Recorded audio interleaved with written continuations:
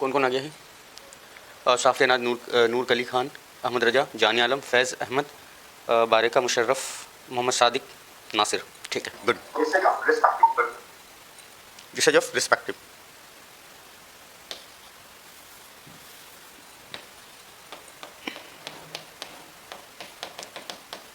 Respective, usage of respective, ठीक है ना। और हिंदी में इसको अपना अपनी से यानी ये करते थे, डबल अपना, यही था। Yes sir. अपना, अपना।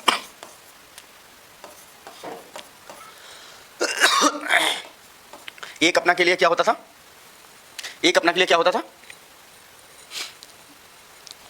एक अपना के लिए क्या होता था? बोलो।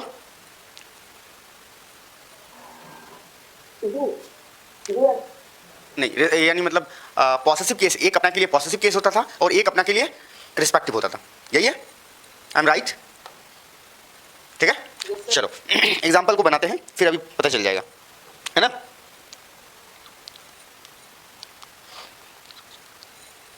एग्जाम्पल,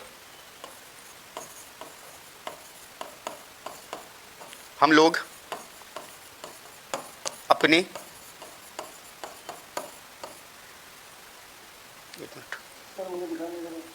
दिखाई नहीं दे रहा, एग्जिट होके ये हो जाओ, एग्जिट होके दोबारा लॉगिन हो जाओ, दिखाई देने लगेगा।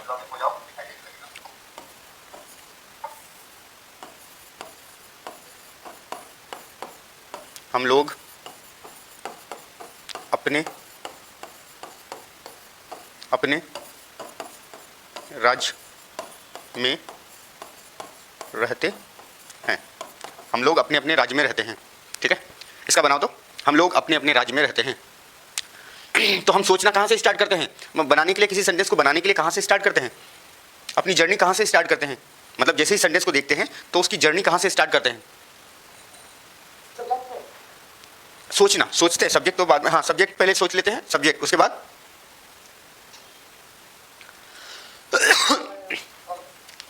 नहीं, ठीक है। पहले देखो, बनाने जब सोचना स्टार्ट करेंगे, हम सोचना जो स्टार्ट करेंगे, पहले हम देखेंगे इसकी मतलब सेंस देखेंगे, थिंकिंग करेंगे, पहले आइडेंटिफाई करेंगे कि कौन सा टेंस है।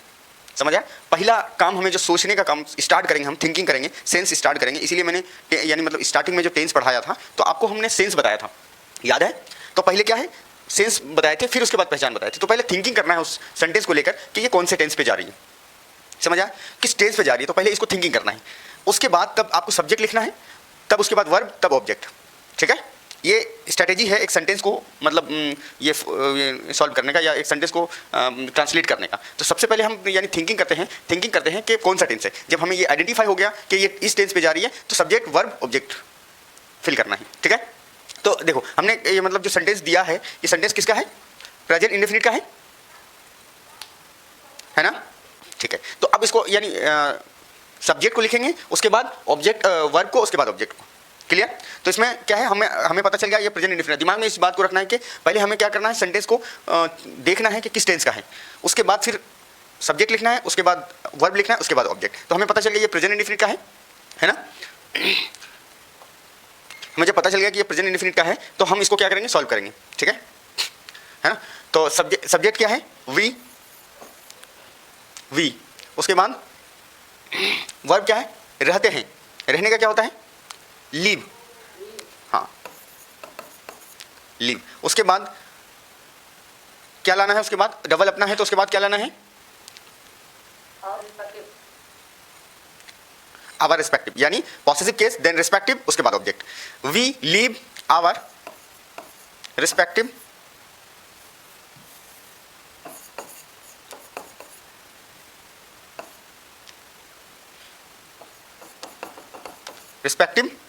राज का क्या होता है? रीजन या स्टेट।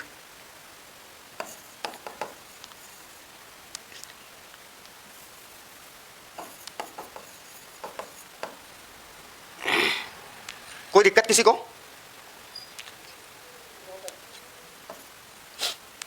चलो अगला, आप अच्छे से जैसे मैंने आपको बताया बस उसी के अकॉर्डिंग आपको क्या करना है, ध्यान देना है, उसी के अकॉर्डिंग आपको बनाना है नहीं? तब फिर दिक्कत नहीं होगी, है ना।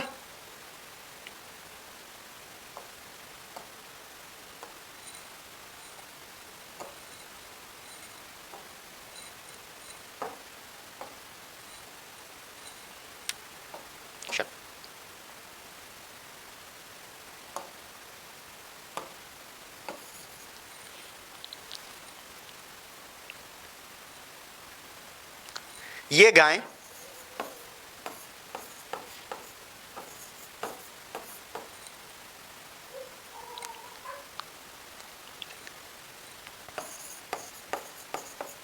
अपने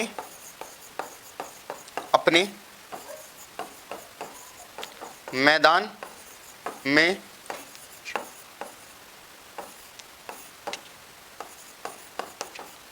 ये गाय अपने अपने मैदान में चढ़ती है। ये गाय अपने अपने मैदान में चढ़ती है। ठीक है, इसका बनाओ जल्दी।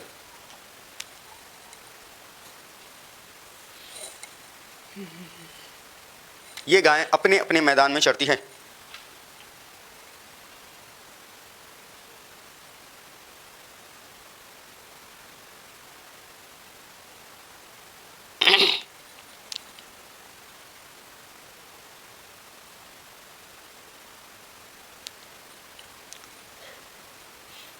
ये गाय अपने अपने मैदान में चढ़ती है।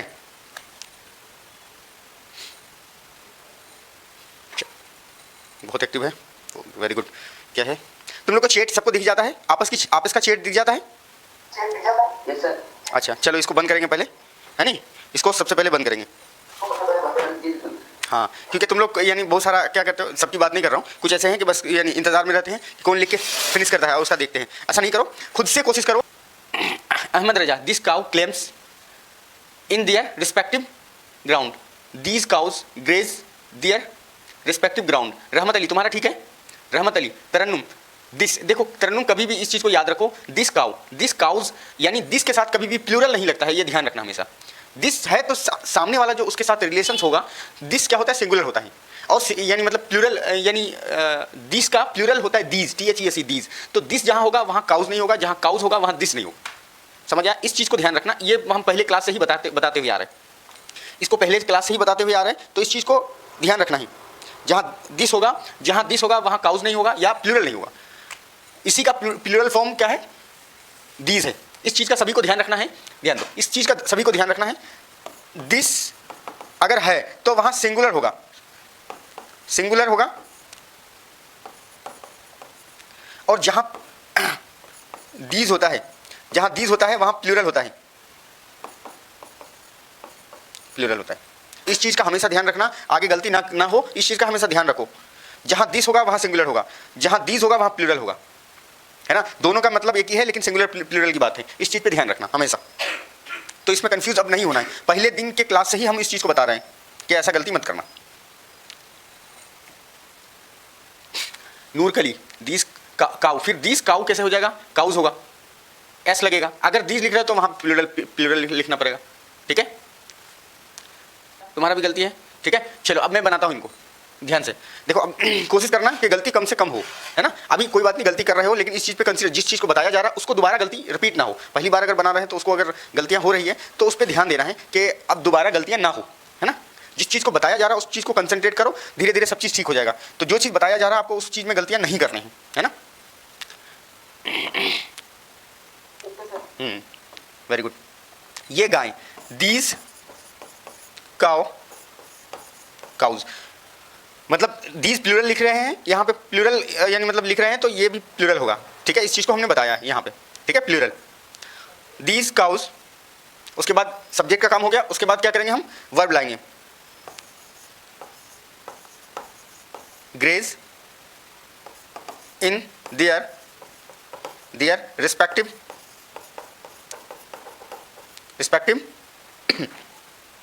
फील्ड।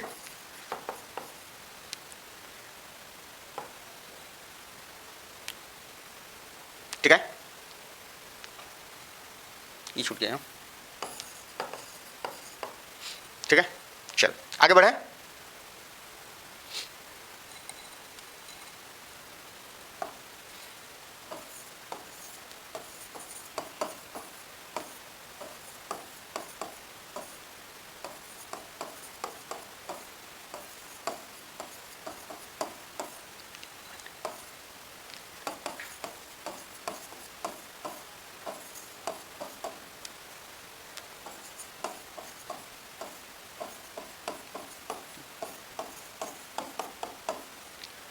तुम्हारी 3 बहनें अपने अपने कॉलेज जाती है।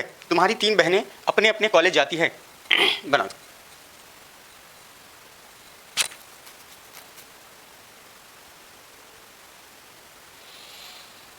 ठीक है, सभी का सही है लगभग। ठीक है, चलो देखो इसमें सब्जेक्ट क्या है?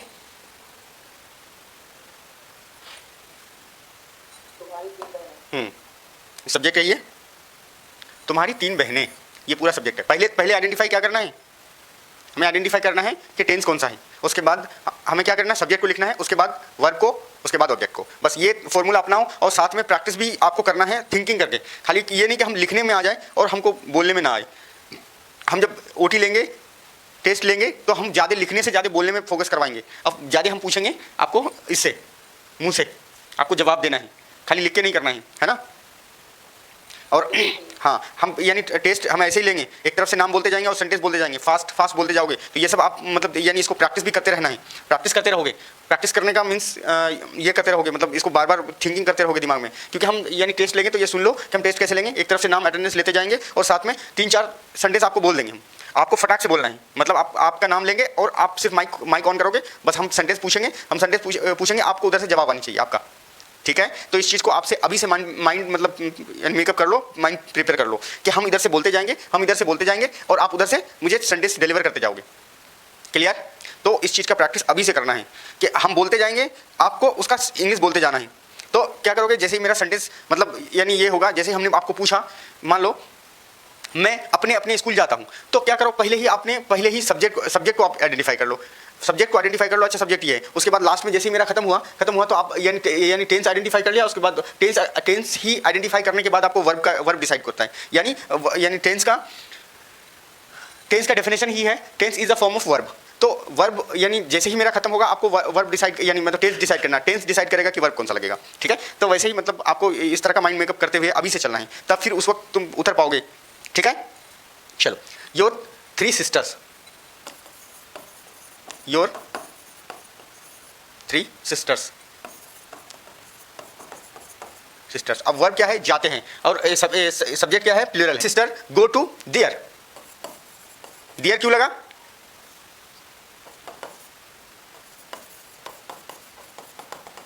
Respective college. हाँ, कोई सा भी सेंटेंस प्लूरल यानी मतलब सब्जेक्ट प्लूरल होगा, तो प्लूरल के लिए हम क्या लगाते हैं? प्लूरल अगर उसमें यानी आइडेंटिफाई ना हो, आइडेंटिफाई का मतलब होता है जैसे यू भी प्लूरल होता है ना, वी भी प्लूरल होता है, तो उसका एक स्पेसिफिक क्या है? एक मतलब स्पेसिफिक पॉजिटिव केस है। जब देखो योर 3 सिस्टर, तो इसका कोई स्पेसिफिक यानी मतलब ये नहीं है ना, मतलब इसका स्पेसिफिक कोई पॉजिटिव केस नहीं है। तो हम यानी स्पेसिफिक पॉजिटिव केस नहीं है, सिंगुलर है तो हम क्या लगाते हैं? या हिज लगा देते हैं, या सिंगुलर है तो प्लूरल है तो देयर लगा देते हैं। क्लियर? हाँ, चलो। तो मैक्सिमम का सबका सही था, अगला सेंटेंस में चले। चलो अगले सेंटेंस में चलते हैं।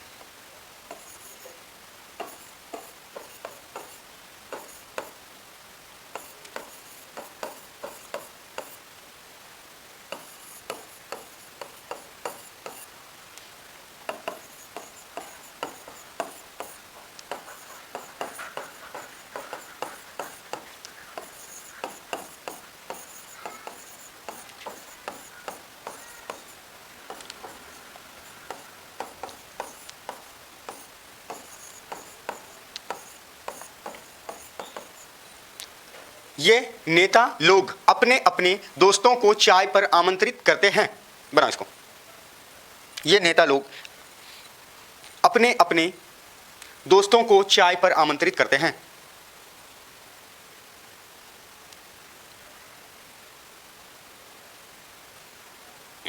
ये नेता लोग अपने अपने दोस्तों को चाय पर आमंत्रित करते हैं। तरन्नुम, नासिर आलम, मीज़ान। अरे सोहिल, चाय का इमोजी भेजा है वो, है ना, उसको चाय की तलब है क्या? कह रहे सोहिल, नींद लगाए सोहिल को, है नहीं? चाय का इमोजी भेजा है, चाय के सामने में लिख के, है नहीं? Very good. सोहिल की अम्मी जब सुनेगी तो अभी दौड़ते हुए जाएगी और चाय बना के लेगी। मेरा बेटा पढ़ रहा है अभी सुबह में और चाय मांग रहा है। वेरी गुड, मेरा होनहार बेटा पढ़ रहा है, चाय की तलब है, उसको चाय पिलाते हैं, है नहीं? Very good. मम्मी को ही बोलना है, हमें हमें दिखाने से हम थोड़ा ना पिला पाएंगे, गरीब आदमी हम कहाँ से पिलाएंगे।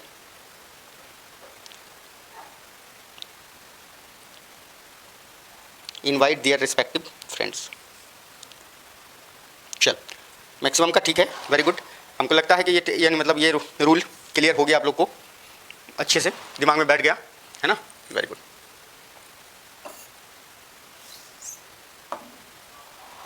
चल,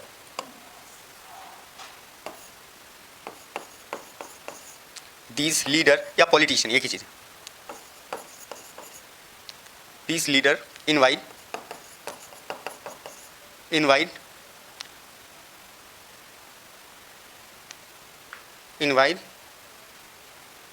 to their friends, their respective friend होगा ना, their respective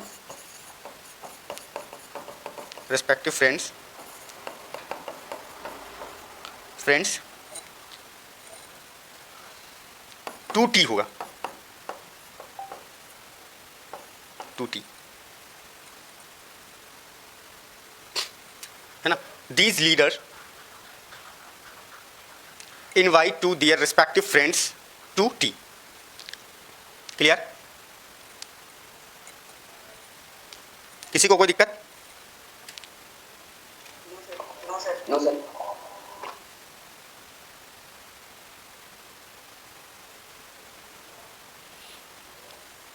तो और प्रैक्टिस करें या आगे बढ़ें? प्रैक्टिस करें या आगे बढ़ें? आगे बढ़ें?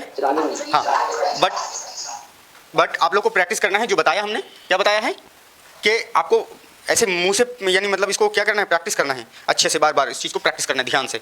मतलब हम जब पूछेंगे तो आपको ऐसे ही पूछेंगे, मतलब मैं सेंटेंस बोलूँगा, किसी का नाम यानी कॉल करूँगा, किसी का नाम बोलूँगा और आप उधर से जवाब आनी चाहिए, ठीक है। तो आप इतना टाइम आपको मिलेगा नहीं कि आप कॉपी में लिखेंगे फिर उसका जवाब देंगे। तो आपको प्रैक्टिस करना है, जैसे मैंने बताया, जिस रूल से बताया है उसी रूल से आपको बोलना है, ठीक है, ठीक है।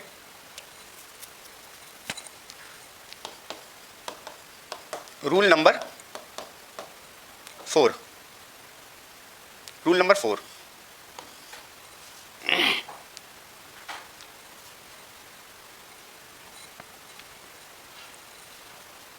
चलो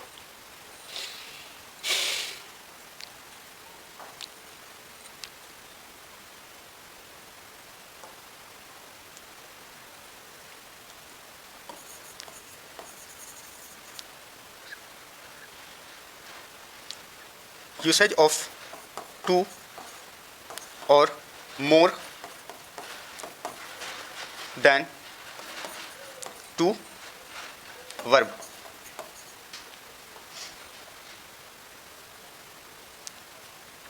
ध्यान दो, इसका हेडलाइन है यूसेज ऑफ 2 और मोर देन 2 वर्ब।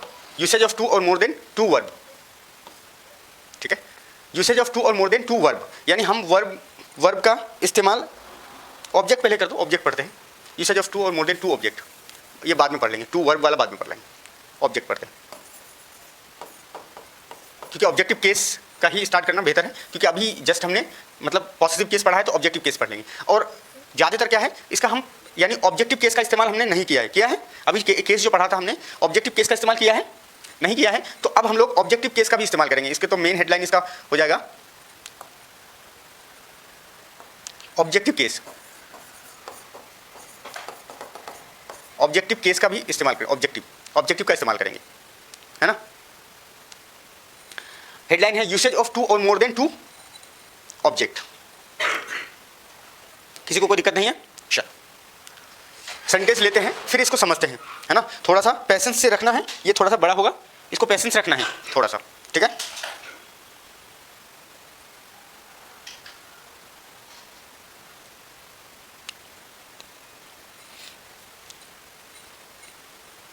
एग्जाम्पल लेते हैं।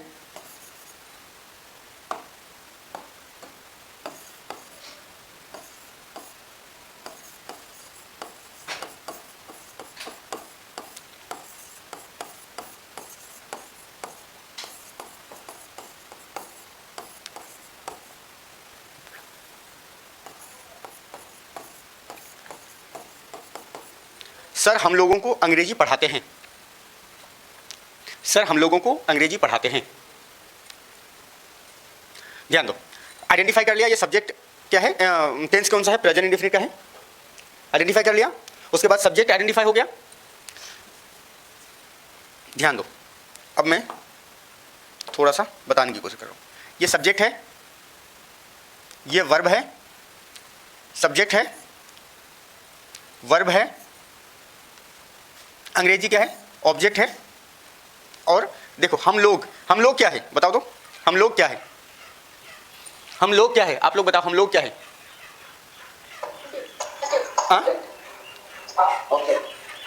हाँ, हम लोग भी क्या है, हम लोग क्या है, ऑब्जेक्ट है। तो इसमें कितने ऑब्जेक्ट हो गए, दो ऑब्जेक्ट हो गए। ठीक है, ध्यान दो, हम पहले फॉर्म करके देखते हैं, फिर उसके बाद फिर इसको क्या करेंगे, क्लियर करेंगे।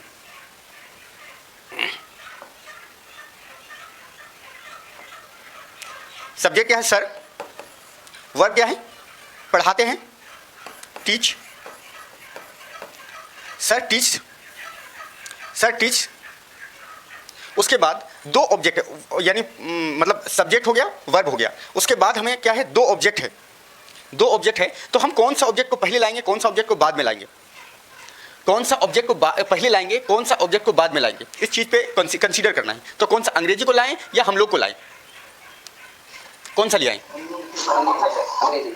अंग्रेजी को, अंग्रेजी को लेके आए। ध्यान दो, अंग्रेजी को लाना बेहतर नहीं होगा, बेहतर होगा हम लोग को। हाँ, क्यों होगा, अभी रीजन बताते हैं। सर टीच, उसके बाद हम लोग का क्या होगा, इंग्लिश, हम लोग का क्या होगा, हम लोग का, हाँ हम लोग का इंग्लिश क्या होगा। उसके बाद सर टीच, उसके बाद हम लोग का इंग्लिश क्या होगा, दे तो वे लोग होते हैं, वे लोग। ठीक है ठीक है ठीक है, चलो हाँ बंद कर दो। अस जो कह रहा है बस ठीक है। या तो देखो ऐसा क्यों, आज क्यों होगा, क्योंकि हम लोग यहाँ एज ए सब्जेक्ट, कर्ता के रूप में इस्तेमाल नहीं हो रहे, कर रहे हैं, सब्जेक्ट के रूप में इसको इस्तेमाल नहीं कर रहे, तो वी लिखेंगे नहीं हम लोग का। यहाँ वी का ऑब्जेक्टिव केस क्या होता है, ऑब्जेक्ट के रूप में वी, हम लोग को क्या, हम लोग को यानी किसके रूप में हम देख रहे हैं उसको, किसके रूप में देख रहे हैं, यानी हम लोग को ऑब्जेक्ट के रूप में देख रहे हैं, तो ऑब्जेक्टिव केस लगेगा। यही अगर सब्जेक्ट के रूप में काम करता, सब्जेक्ट के रूप में काम करता तो ये वी होता, और वो स्टार्टिंग में होता, हमेशा सब्जेक्ट स्टार्टिंग में होता है। तो हम वी का इस्तेमाल नहीं करेंगे यहाँ पे, यानी हम लोग का ऑब्जेक्टिव केस याद करवाए थे, ऑब्जेक्टिव केस याद करवाए थे, याद है, याद है कि भूल गए हो, याद है कि भूल गए हो, याद है पक्का,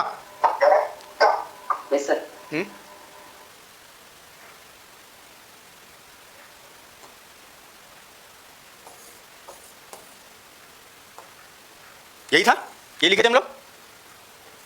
यस सर। हाँ, तो ये याद है ना, इसको अच्छे से याद करके रखना सही से।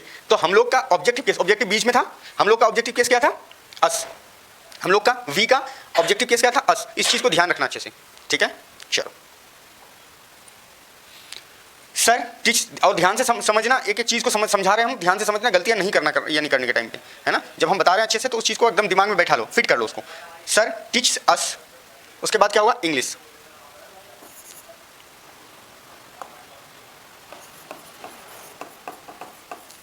Sir teach us English. अब ध्यान दो, सर आप यानी अस को ही क्यों पहले किया, इंग्लिश को भी कर सकते थे, इंग्लिश को भी कर सकते थे, ऐसा क्यों किया आपने, है ना, ऐसा क्यों किया। देखो इसका रीजन है, ध्यान दो, पहले जो आपको लाना है, पहले जो आपको यानी मतलब लाना है, ऑब्जेक्ट को पहले लाना है जो जिंदा रहे, जो जिंदा रहे, मतलब जो क्या है, यानी सब्जेक्ट में जो जिंदा रहे ना, तो सॉरी ऑब्जेक्ट में जो जिंदा रहे उसको पहले लाना है, मुर्दा को बाद में लाना है। तो हम लोग देखो कभी भी ध्यान दो, हम लोग क्या है, हम लोग कोई जिंदा ही होंगे ना, नहीं होंगे, हम लोग जिंदा होंगे तो उसको डायरेक्ट, इनडायरेक्ट ऑब्जेक्ट बोलते हैं। और जो मुर्दा होता है, यानी अंग्रेजी कभी जिंदा हो सकता है, अंग्रेजी कभी जिंदा हो सकता है, अंग्रेजी एज सब्जेक्ट है, सब्जेक्ट कभी जिंदा नहीं हो सकता है ना। तो उसके लिए हम क्या रखेंगे, उसको डायरेक्ट ऑब्जेक्ट बोलते हैं। जो जिंदा होता है उसको इनडायरेक्ट, और जो जिंदा होता है मुर्दा होता है उसको डायरेक्ट ऑब्जेक्ट बोलते हैं। क्लियर। तो पहले इनडायरेक्ट ऑब्जेक्ट को लाया जाता है, जो जिंदा होता है उसको पहले लाया जाता है, और जो मुर्दा होता है सेंटेंस में उसको बाद में लाया जाता है। क्लियर, किसी को कोई दिक्कत, ठीक है, अब ध्यान दो। तो क्या करेंगे हम अगला, ध्यान दो। अगर पहले मुर्दा को पहले लेके आ गए, मुर्दा को अगर हम पहले लेके आ गए तो कैसे बनाएंगे? देखो, अगर हमको मुर्दा पहले लेके आए तो इसको ये भी बन सकता है। ध्यान दो कैसे। Sir teach English sir teach English to us. To लगा के तब हम क्या करेंगे, यानी जिंदा को बाद में करेंगे। Sir teach English to us, to भी लगेगा इसमें। क्लियर? क्लियर हो गया?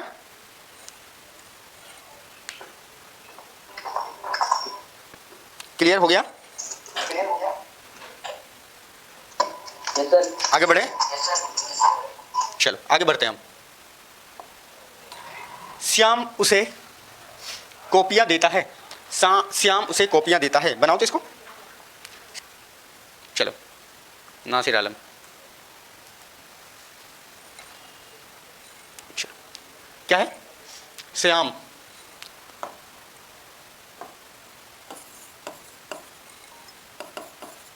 श्याम देते हैं गिब्स, श्याम गिब्स।